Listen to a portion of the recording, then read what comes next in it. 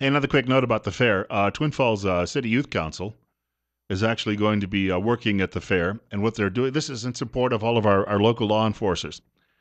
And what you're going to do is you can have a selfie taken with, it actually may be a little bit more professional than that. I say that because when I take a selfie, not that I make a habit out of it, but um, photography was never my strong point. Let me just put it that way. But you can have a photograph taken, and that will go to a website and in support of local law enforcers, which I think is an important topic. You realize I saw something online yesterday, and if I could mention it very, very quickly, I shared it with a number of people that I know, and some of them were a little snotty about it, but it was a story written, and I found it while looking over the website of Real Clear Politics. I wasn't going to speak about it in this segment of the program, but as long as we're on the topic, let me just share this with you very, very quickly. There was a police officer in Louisiana who was shot and killed yesterday. Get this, by his cousin. His cousin had been involved in a domestic dispute and apparently stabbed a woman. So the police officer rushes to the scene. Don't even know if he knew at the time that it was his cousin, but sometimes people's emotions are so heated in these domestic disputes. The cousin shot and killed him. Now that just underscores the nature of the job and how difficult it can be. And for all of the screaming and yelling people have been doing over the last 16 to 18 months about law enforcement in this country, they've painted all of it with the same broad brush, which is just terribly unfortunate. And the reasons it's unfortunate is this writer at National Interest says, forget criminals, police now fear activists and the media. And the writer goes on to say, Jannard Cunningham is lucky to be alive, pulled over by an Alabama police officer for erratic driving. Cunningham exited his vehicle during the stop, aggressively approached the police officer, and delivered a debilitating sucker punch to the officer's head. First of all, I was always told, don't get out of the car. More police officers have lost their lives, and sometimes a great many motorists as well. Don't get out of the car. Keep your hands on the wheel, and then follow instructions. That's what you're told. I was told that by my parents, for crying out loud. I didn't even have to be told by anyone else. The writer says, when any police officer is debilitated by a criminal's blow to the head, it's a life or death moment. Threatening deadly force against an attacker is perfectly reasonable. Even using deadly force to terminate the attack might be justified, but thanks to fashionable demonization of police officers driven by activists and their enablers in media, and can we also mention the Obama Justice Department, the writer says that's not what happened next. Instead, Cunningham seized the stunned officer's firearm and pistol whipped him senseless. Now, there were people, other lawless people and other degenerates, who actually decided to take out their cell phones and get video of this, and then they posted it online as if they were doing some celebratory dance around the unconscious police officer on the ground. What kind of people are we raising in this country that would do that? I told a friend of mine the other day it wouldn't hurt my feelings if we took some helicopter gunships up across some of the neighborhoods where all of this is taking place and just unloaded on them. I would bet within 24 to 48 hours this culture would change entirely, and it would be a much more peaceable culture if something like that happened.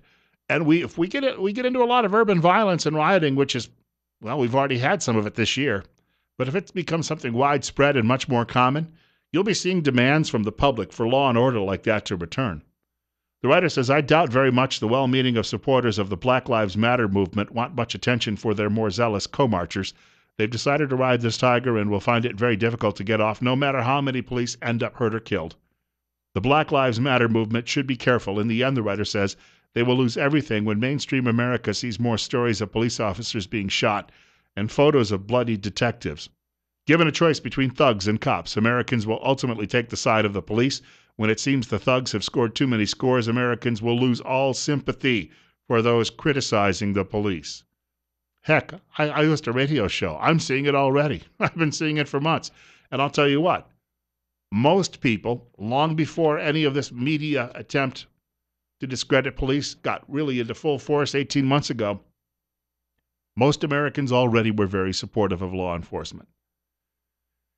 And the fact of the matter is, because we have so many handheld devices any longer, every once in a while when a cop loses his temper and something goes haywire, it gets posted online, And then the view is, well, that's what all police are like. The people who tell you that's what all police are like, they've always had a history of disliking the police, and maybe they ought to look in the mirror and find out who really is responsible for that. Because if you're the troublemaker, you see, that's true. You will find people out there who've dealt with law enforcement throughout their lives and never had a problem. And then you find people who always seem to have a problem. The fault, dear Brutus, is not in our stars, but in ourselves. Coming up on 9:30, we want to remind you about our good friends at High Desert Meat Processing, especially as some of the hunting seasons are getting underway. They process one animal at a time. What you bring in is what you get back. Darren Van Horn, owner of High Desert Meat Processing in Twin Falls, Idaho, has more than 30 years' experience in the meat business. You can visit High Desert Meat Processing on Facebook, read reviews of the other customers, some of them who just swear by it, of course. Give High Desert Meat Processing a call for all of your wild game and domestic processing needs, 734-9949. High Desert Meat does in-house smoking. Nothing gets shipped out. Specialties such as jerky, pepperoni, salami, summer sausage, kielbasa, breakfast sausage, brats, Polish dogs, hot dogs, and much more. USDA approved. Darren works closely with local beef growers and their programs to ensure quality meat. The telephone number again, 734-9949. The direction of this country is going in the wrong way, obviously. We have more discussion on that coming up in just a few minutes. We had some callers earlier in the program bringing up the fact that this country any longer is ruled by a few loud, very loud minorities, tiny minorities, and that the rest of us are supposed to conform. And we had a discussion about how do you fight back? Well, I was reading something this morning, a couple of things. First of all, I'll briefly open with this, and then I'll get to the main event here in this segment. The Daily Caller had this: ACLU forces Catholic hospital to sterilize woman. Mercy Medical Center in San Francisco is a Catholic hospital operated by a subsidiary of Dignity Health, California's largest private healthcare provider. Rachel Miller, a woman scheduled to give birth by C-section in late September, wanted her doctor to perform a tubal ligation following the birth, which would render her infertile going forward. She says without Mercy's cooperation, she would have had to travel 160 miles to receive the procedure. Oh, boo-hoo-hoo. How many hospitals are there in the San Francisco area? Come on. She went to the ACLU for help. The ACLU sent a letter to the hospital threatening a lawsuit. The hospital decided they couldn't afford the lawsuit, so the hospital went ahead and sterilized the woman. Because they were essentially forced to, browbeaten by the ACLU, the anti-Christian lawless union. 9:35, excuse me. Bill Colley with you on Top Story at 67. You're listening to News Radio 1310 KLIX and NewsRadio1310.com. Over at Crisis Magazine, Stephen Baskerville says the pointless campaign to save marriage. He says it finally but slowly seems to be dawning on Christian leaders that much more is at stake than even marriage, critical as that is. The awakening fear of religious freedom, along with attacks on peaceable Christian organizations as hate groups and perpetrators of violence, reflects a growing awareness of the sexual agenda's authoritarian designs. Now, if we can start slowing concern for the freedom of others who are already face plunder in prison at the hands of the sexual radicals, we will become leaders of a constructive response. In fact, the impositions on Christians so far are very mild compared to what others have endured. He says the attack is being waged by a small neo-Bolshevik cadre of militants. They have momentum and organization, and they use relentless quasi-Bolshevik salami tactics to push their way to control over both the cultural institutions and the reins of political power. The vast majority of people do not sympathize with their zeal. Even the saturation media propaganda leads many to relent in polls or referenda. And then he goes on to say this, speaking about a fellow named Matthew Staver. He identifies him as a Christian leader. And he says that Staver is paraphrasing the famed German preacher Martin Niemöller. First, they came for the adoption ministry, but I did not speak out because I did not do adoptions. Then they came for the wedding photographer, but I did not speak out because I did not photograph weddings. Then they came for the baker, but I did not speak out because I was not a baker. Then they came for the florist, but I said nothing because I wasn't a florist. Then they came for me, and there was no one left to speak for me. Now, the writer of this piece at Crisis says this guy is actually being a little too optimistic. He said, we are so far along in this battle, we're just starting to realize just how much we've actually lost. And he says he'll paraphrase paraphrase Staver, paraphrasing Niemöller, and he says this. First, they came for the parents and daycare providers whom they accused of child abuse, but I did not speak out because I was not accused of child abuse. Then they came for the fathers whom they accused of abandoning and molesting their children and beating their wives, but I did not speak out because I was not an accused father. Then they came for the students and the soldiers whom they accused of rape and sexual assault, but I did not speak out because I was not a student or a soldier. Now they are coming for the traditional Christians, and there is no one left to speak out for us. I think it's a strong point that the guy is making. I think you obviously would agree with that.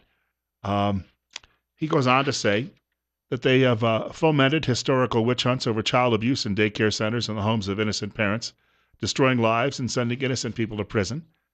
They intimidate homeschoolers with similar accusations of child abuse and educational neglect. They fabricate rape allegations against heterosexual male university students, think Duke University, military personnel, and others, and endeavor to expand the definition of rape to include almost everything and everyone. They pressure courts to separate children from their fathers through divorce and incarcerate the fathers on various pretexts. So he's bringing up a lot of points. This thing is very long. I posted it to my personal Facebook account, not necessarily to the News Radio 1310 KLIX Facebook account. If I get a chance, perhaps I will. He goes on to say courts are overturning Democratic voting on forcing citizens to accept same-sex marriage, contraceptive and abortion decisions culminating in Roe v. Wade, of course, campus kangaroo courts composed of faculty and students pretending to give justice when serious crimes come along like rape, secretive family courts operating outside constitutional safeguards as they render children fatherless, loot families, and incarcerate parents without trial, military courts resembling feminist tribunals that likewise pretend to adjudicate criminal accusations, million-dollar lawsuits plundering those trying to help people overcome same-sex attraction. Heck, in New Jersey, the Republican governor there, a so-called conservative, helped develop a law and then signed it into law that says these people who are trying to do the restorative therapy for homosexuals are committing a crime. Doesn't matter that it's your choice to go. He says it's a crime. Even people who think, well, maybe I'd like to go through that. You can't any longer in New Jersey. They used to tell me America was a free country. 940, Bill Colley with you on Top Story on News Radio 1310 KLIX and newsradio1310.com. It's 67. Rand Paul coming to Idaho today, and I believe tomorrow as well. If we get a chance, we'll share some details on that coming up in just a few minutes. So I think it's today Rand Paul is speaking at the, I think it's the Student Center at Boise State University about 12:30. I mean, it technically might be 12:45, but if you were going to err on the side of being late or being early, we'll say 12:30. And he's obviously trying to attract some attention from the students at the campus. And like his father, he has a lot of support from a lot of young libertarians in this country. And then he is on his way to another event about an hour after that in Nampa. And I believe tomorrow he's going to be in northern Idaho, where I was on the radio the other day on a radio show in Sioux Falls, South Dakota, and the host was asking me who would be the choice for president in Idaho. And I said, well, in northern Idaho, it's always anyone with a last name of Paul. So that likely makes sense that he's going to be heading north and doing a third event as well. And he's here primarily, I think, the first major political candidate running for president. John Kasich was here a few months ago, but he hadn't announced yet that he was going to be seeking the presidency, simply because Mr. Paul has a very, very strong ally. Raul Labrador got on board very quickly in backing him. Labrador was on this program talking about it. In fact, Labrador is the campaign manager, essentially, from Idaho almost all the way south to Unbroken, all the way south to Arizona. So he's handling a good chunk of the Mountain West for Senator Paul in trying to rally support for him. Mr. Paul was on television last night, Sean Hannity on Fox News Channel. We were talking earlier about this group Black Lives Matter and how they, you want to talk about a very self-centered group of people. They've been rushing the stage at various political events, grabbing microphones and demanding that politicians support their efforts. And they boo politicians who will say all lives matter. This is Rand Paul having a discussion with Sean Hannity about that last night. It's funny because they're accusing you of talking down to the Black Lives Matter movement, but you're the one guy, I would argue, more than any other candidate in the race for president that has gone into the black community, historically black colleges, in reaching out and saying, hey, our policies are good for the black family as well as every American family. Well, and I think they should change their name maybe. If they were All Lives Matter or Innocent Lives Matter. I am about justice, and frankly, I think a lot of poor people in our country and many African Americans are trapped in this war on drugs, and I want to change it. But commandeering the microphone and bullying people and pushing people out of the way, I think really isn't a way to get their message across. I've appeared with many members of the Congressional Black Caucus to talk about criminal justice. I've been to Howard University. I've discussed it in Chicago and other cities. And so I'm more than willing to discuss it, but having people take the microphone, they need to go somewhere else, and they need to rent their own microphone. 946, Bill Colley with you on Top Story on News Radio 1310 KLIX and newsradio1310.com. You can telephone us at 736-0300, 736-0300. Can you imagine what's going to happen the first time that Black Lives Matter group decides to rush the stage when Donald Trump is speaking? Consider what happened to Jorge Ramos the other day when he was badgering Trump and interrupting other reporters at a news conference. And he kept shouting, "Get your hands off me, get your hands off me," as the bodyguards. But as it turns out, the bodyguards just had their hands out walking towards him and just constantly stepping closer and closer till he backed out the door. And that's how they shut the guy up, at least temporarily. But when these people try and rush the stage, Trump's people aren't going to allow it. And then they'll start screaming, oh, they assaulted me. Well, Donald Trump has had his life already threatened by the leader of Mexico's biggest drug cartel. Think about that for a moment. You have people rushing the stage, you're going to get clocked. And I saw the size of that bodyguard who was dealing with Jorge Ramos during that situation a couple of days ago. I wouldn't want to be messing with those people. The fact of the matter is, your intentions are not necessarily known as you come rushing up on the stage. So the moment, and Trump in one poll I heard yesterday was up to 40% approval rating among some Republicans in one part of the country, and he's floating at that 30% mark in some other polls right now. The moment that one of those individuals from this Black Lives Matter decides to rush the stage, and they get tackled or they get a fist to the jaw and they get themselves flying through the air and land on the floor in front of the stage and then start screaming racism and violence and, aggression and assault, Trump's ratings will go up another 20% among Republicans. I kid you not. People are losing their tolerance for all of this. And they simply don't want it any longer. And they want someone who's going to lead, who's going to say, tell you what, I'll take care of it. And that's how it'll be taken care of. Coming up on 949, Bill Colley with you on Top Story on News Radio 1310, KLIX and newsradio1310.com. 68, we're looking for a high somewhere around 90 today. I think 93 tomorrow. But then it turns out as the fair gets started next week, the weather gets much, much nicer. I kid you not. It's going to be you're going to have some days where the temperatures are only in the 70s. So if you're walking around the fair for a few hours or you're working at the fair for a few hours, this is going to be just about the most perfect weather you could be dealing with. We're coming up on Mike Gallagher in just a few seconds. And of course, Gallagher will be along and then I'll have some closing thoughts. I do want to remind you, I've got a clipping here about healthcare expenses that are going to just send you through the roof. Coming up, Mike Gallagher, brought to you exclusively by the financial advisors at Waddell & Reed in Twin Falls, 736-6563. A little bit of states trivia for you in the final segment of the program today. Which two states are getting the biggest bang for their buck when it comes to scores on the ACT tests that your children take if they're planning on going to college? I won't even have to give you a hint. Which two states? And you can reach the program at 736-0300, 736-0300. Bill Colley with you this morning for a few more minutes. Rush Limbaugh will follow news at 10 o'clock. News from Fox, of course. And then Sean Hannity following Fox News at 1 o'clock. Glenn Beck following Fox News at 4 o'clock this afternoon. And God willing, and the creek don't rise, I get to come back in and do this all over again tomorrow, Friday. There is a story from Jason Russell. this morning at Washington Examiner, which states get the biggest bang for their education buck. The 2015 ACT scores are out, and the results are not encouraging for American students. In other words, well, we've been hearing this for... Think about that for a moment.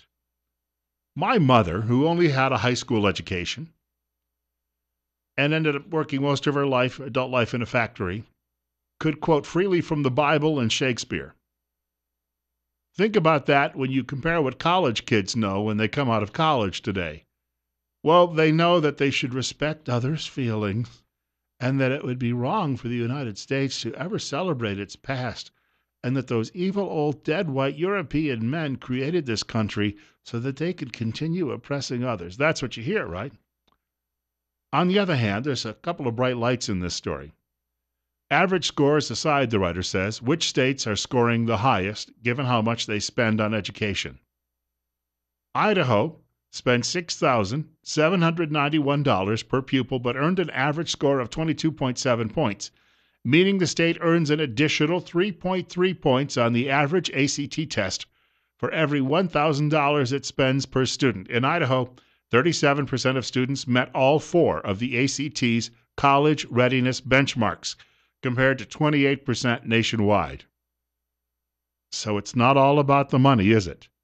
Utah is the only other state to earn more than 3 additional points for every $1,000 spent on a student, and it is the only state to spend less per student than Idaho. So we're looking, in fact, Utah, from my understanding, you could go back a decade. Utah was spending right around $6,000 a year on students then, and apparently still now. So Idaho and Utah are graduating the brightest students in the country, and you've got some states that are spending $18,000 per student every year, and they're graduating little dummies. So the next time you hear an educator say, we're going to need a lot more of your money if you want your kids to grow up and be smart. No, you don't need a lot more of my money. You just need to concentrate on giving them a good, well-rounded education. Don't fill their heads with fluff.